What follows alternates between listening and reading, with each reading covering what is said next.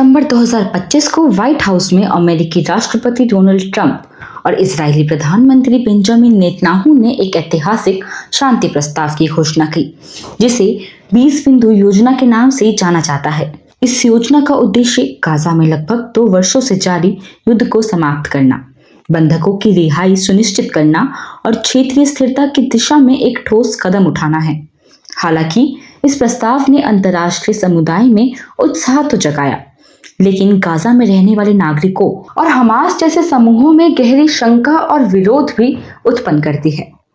Gaza पट्टी, जो पिछले कई दशकों से संघर्ष और मानवीय संकटों का केंद्र रही, एक बार फिर वैश्विक राजनीति के केंद्र में है। अक्टूबर 2023 में हमास द्वारा इजराइल पर हमलों के बाद से ये क्षेत्र युद्ध की आग में जल रहा। इस संघर्ष में हजारों निर्दोष लोग मारे गए हैं और लाखों लोग विस्थापित हुए। ऐसे में ट्रंप और नेतन्याहू का ये संयुक्त प्रयास एक नई उम्मीद की किरण के रूप में सामने आया। इस प्रस्ताव के तहत हमास से भी सभी बंधकों की रिहाई की मांग की गई, जिसके बदले इजराइल 1700 फिलिस्तीनी कैदियों को रिहा करेगा। इसके अलावा गाजा में एक अंतर्राष्ट्रीय निगरानी बोर्ड की स्थापना की जाएगी, जिसमें ट्रंप और पूर्व ब्रिटिश प्रधानमंत्री टोनी ब्लेयर जैसे नेता शामिल होंगे। ये बोर्ड गाजा के पूर्ण निर्माण और प्रशासन में महत्वपूर्ण भूमिका निभाएगा। हालांकि इस प्रस्ताव को लेकर हमास ने अभी तक आधिकारिक प्रतिक्रिया नहीं दी। कुछ रिपोर्ट्स के अनुसार हमास ने इस योजना को प्राप्त किया है और उसकी समीक्षा कर रहा, लेकिन गाजा के नागरिकों और कई अंतर्राष्ट्रीय विश्लेषकों का मानना है कि ये योजना फिलिस्तीनियों की स्वायत्तता और अधिकारों की अनदेखी करती है। इस शांति प्रस्ताव के प्रति विभिन्न देशों और संगठनों की प्रतिक्रियाएं मिश्रित रही। कुछ अरब और मुस्लिम बहुल देशों ने इसे सकारात्मक कदम बताया है, जबकि यूरोपीय संघ और अन्य पश्चिमी देशों ने भी इस पहल का स्वागत किया। हालांकि गाजा में रहने वाले लोग और कुछ मानवाधिकार संगठन इस योजना को एक तरफा और असंतुलित मानते हैं। जी हाँ, आपको बता दें कि इस प्रस्ताव की सफलता इस बात पर निर्भर करेगी कि हमास और अन्य संबंधित पक्ष इसे किस प्रकार स्वीकार करते हैं और इसमें कितनी पारदर्शिता और निष्पक्षता बरती जाती है। गाजा की जनता की आकांक्षाएं और उनके अधिकारों की रक्षा इस प्रक्रिया का केंद्रीय तत्व होना चाहिए। तो जैसे कि आप सब जानते हैं कि गाजा पट्टी, जो इजराइल और फिलिस्तीनियों के बीच संघर्ष का केंद्र रही, एक बार फिर वैश्विक राजनीति के केंद्र में है। 2025 में जारी युद्ध ने न केवल क्षेत्रीय स्थिरता को चुनौती दी है, बल्कि अंतर्राष्ट्रीय समुदाय के लिए भी गंभीर चिंताएं उत्पन्न की है। इस संघर्ष के ऐतिहासिक संदर्भ को समझना आवश्यक है, ताकि हम ये जान सके कि वर्तमान में शांति की आवश्यकता क्यों है। तो गाजा पट्टी के क्षेत्रीय महत्व और संघर्ष की जड़ें 1948 के अरब इजराइल युद्ध तक जाती है।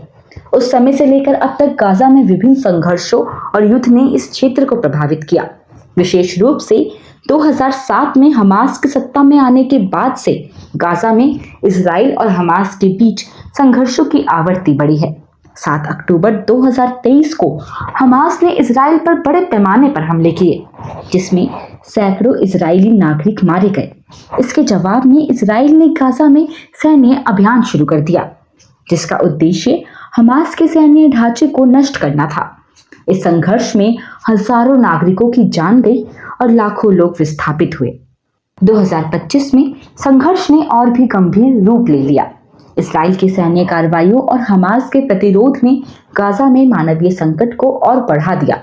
अंतर्राष्ट्रीय समुदाय, विशेष रूप से संयुक्त राष्ट्र और मानव अधिकार संगठनों ने इस संघर्ष की निंदा की है और शांति की आवश्यकता पर जोर दिया है।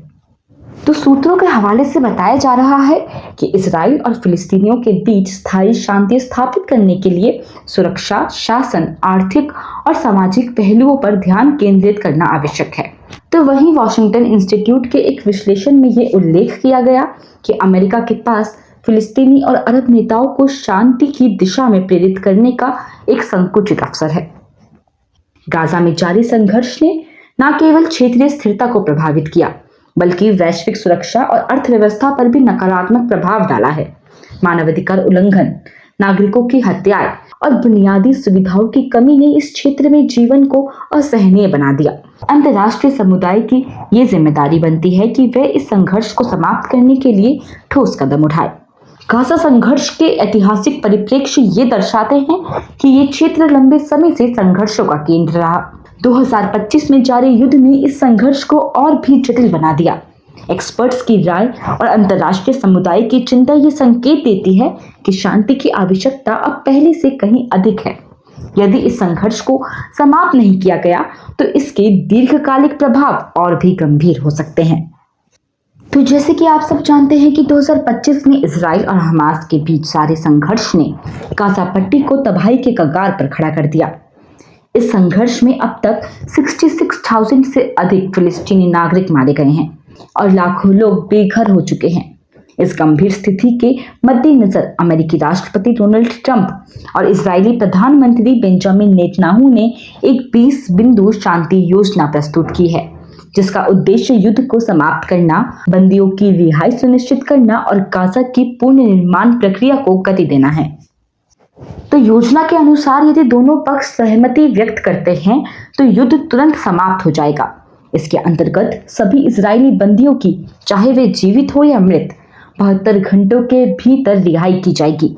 इसके बदले में इजराइल 250 फिलिस्तीनी जीवन भर की सजा काट रहे बंदियों और 1700 गाजा के नागरिकों को रिहा करेगा, जो 7 अक्टूबर 2023 के बाद से हिरासत में है।